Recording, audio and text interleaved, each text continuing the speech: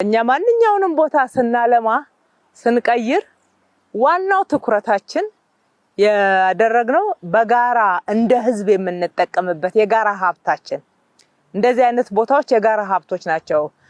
እንደነ ፈረንሳይ ኮሪያ የመሳሰሉ ሌሎች ሀገሮችን ሰሞኑን አዘርባይጃን ደስናይ ወንዝ ዳርቻቸውን ያለሙበትን አግባብ ስንመለከት ከዛም በፊት ባየናቸው ሀገራት እንቀና ነበር። ዛሬ በእርግጠኝነት ከእንጦጦ ወደ ፒኮክ የሚሄድ ወይም ከእንጦጦ ወደ ቀበና የሚሄድ በኢትዮጵያ ይቀናል ብዬ አስባለሁ። ልዩ የሚያደርገው ይሄንን የወንዝ ዳርቻ ልማት አንዱና የመጀመሪያው ክቡር ጠቅላይ ሚኒስትራችን ሸገርን ማልማት በሚለው ሸገር ቢዩቲፊኬሽን በሚለው ፕሮጀክታቸው መጀመሪያ ልክ ወደ ስልጣን እንደመጡ አንድነት ፓርክን እና ወንድማማች ፓርክን ብዙዎችን የሀገር ውስጥና የውጭ ሀገር ብዙ ደጋፊዎችን ሞቢላይዝ አድርገው እየገነቡ ወንዝ ዳርቻ ደግሞ እንዲመልማት እንዳለበት ትልቅ ህልም ስለነበራቸው ከአንድ ሀገር እርዳታ ለምነው መንግስት ለመንግስት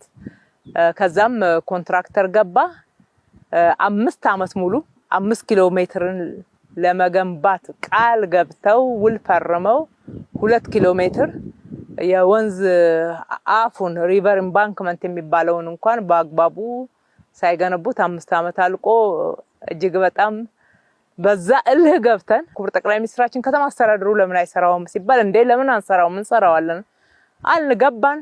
የወንዝ ዳርቻ ልማት ብዙ ልምድ አልነበረንም፣ ግን ፍላጎት አለን፣ መሻት አለን፣ ለሀገራችን ቅናት አለን፣ እልህ አለብን፣ ትጋቱ አለ።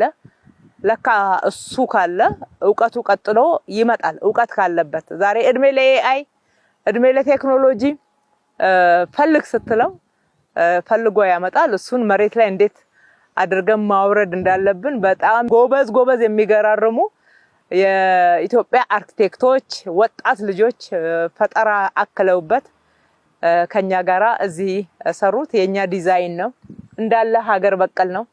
የእርከን ስራው የሀገር በቀል ነው፣ የኮንሶዎች ነው።